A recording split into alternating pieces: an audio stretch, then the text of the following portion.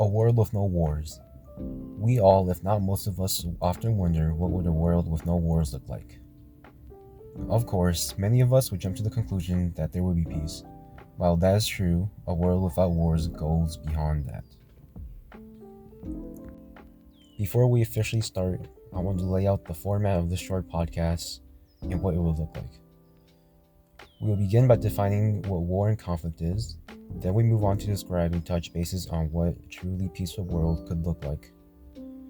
And then finally, we ask the question, is it even possible to have a world where we are all not constantly in conflict with each other? First of all, how do we even define what war or conflict is? Well, in his short article, Robert Lamb defines war as a state of conflict between nations or states. While Nikki Walker, in her article titled Why Do We Fight? Conflict, War, and Peace, defines conflict as intense disagreements that can lead to either violence or to a peaceful solution depending on how we handle it. With these definitions in mind, coming up is Ryan Bisram and his thoughts on what a world without war would look like. These are the following questions I asked him. Number 1, what do you think a world without war will look like? And number 2, in what ways do you think we as humans would benefit from a world without wars, both economically and environmentally? For some context, Ryan is a very close friend of mine whom I've known since we were 12 years old. Ryan is currently a student at Metro State University here in the St. Paul, Minnesota area. These are his words. When it comes to a world without war, I feel like it would look a lot more angry, and individuals would have other things to pick at each other at.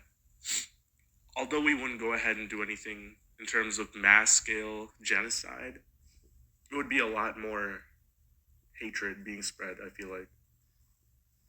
It'd be but it'd be a lot more quiet, if that makes sense. That would be its own war, but if we were going in terms of a whole physical war with people having their own issues and going ahead and committing these mass murders, I feel like it would just be a lot more hatred being spread.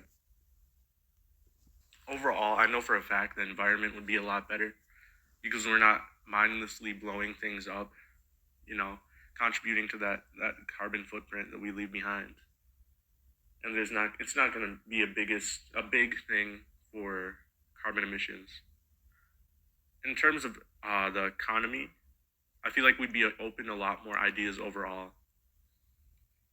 And that's what I think personally. I feel like a world without war would be a lot more peaceful overall. We'd agree on a lot more things. But it'd be its own dystopian thing because we wouldn't feel a lot.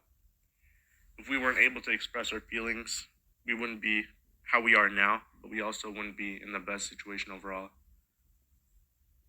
I feel like because the entire reason we have these wars is because of our own personal beliefs and what we think is right.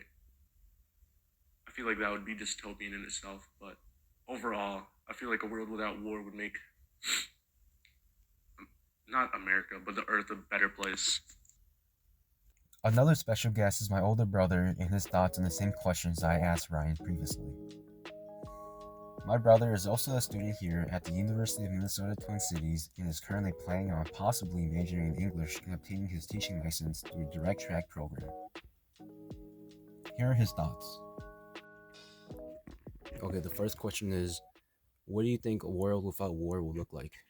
I think a world without war would look like is just people being happier. I feel like people are being nice to each other and just helping each other out without any like conflicts. I think people would just be nicer in the world, would look a bit nicer, like less pollution and just kind of. I just picture a smiley face, I guess, like just people smiling and helping each other out. And then the second question is, in what ways do you think we as humans would benefit from a world without wars, both economically and environmentally?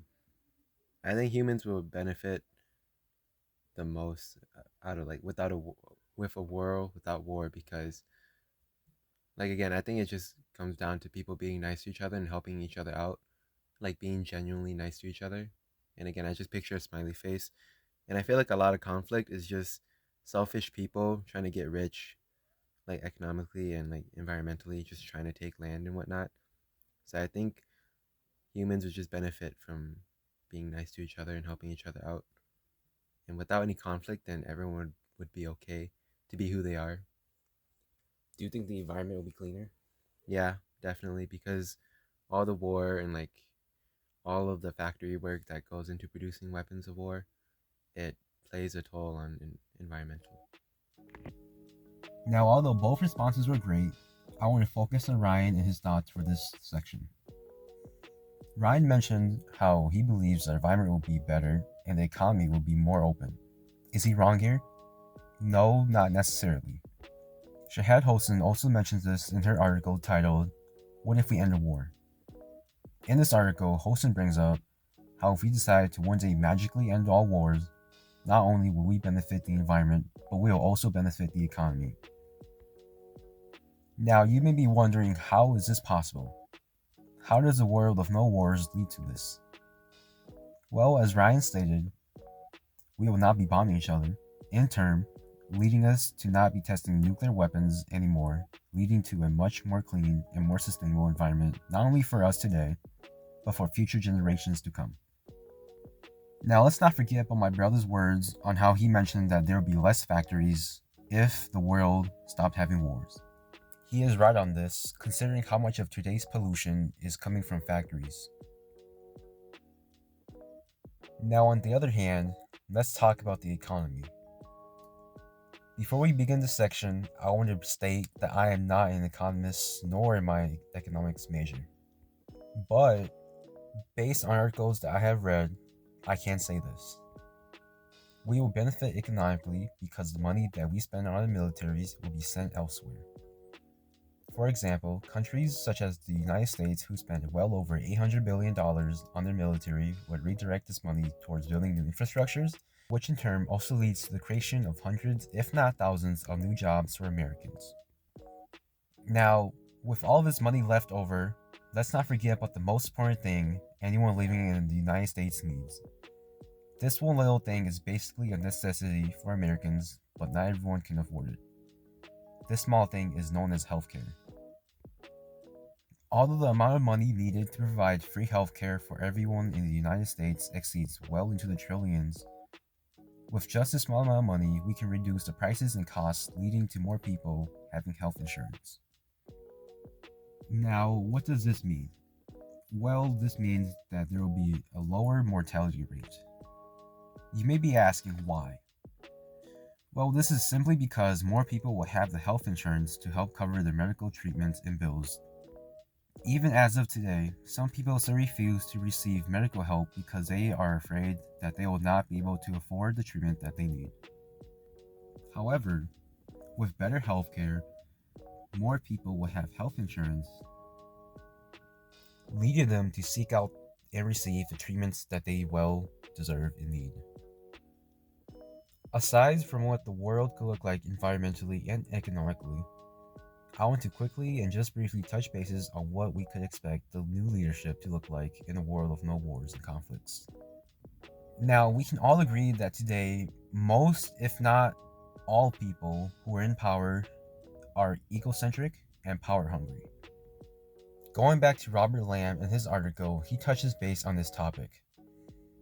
Robert talks about how the new leaders to come out of a conflictless world will be more spiritual, and leaders who actually care about the greater good of humanity and this planet.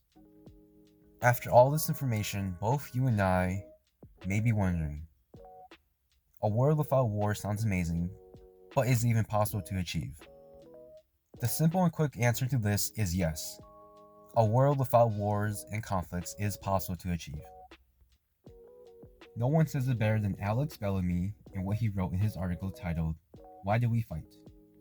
To sum it up for you, Alex brings up the fact that war and even peace itself are both concepts that are created by humans, meaning that they can also be, and I quote, unmade. Before ending this short podcast, I want to leave you guys off with this. A world of no wars is possible to achieve, however, do I think we will ever see it in our lifetimes? No. Why do I think that we will not be able to see a world with no wars in our lifetimes? Well, this is because everything today falls back to the idea of us versus them, good versus evil, and I'm right and you're wrong. Until we as one human race figure out how to properly communicate with one another without creating any tension, a world with no wars or conflicts is pretty far from our own reach.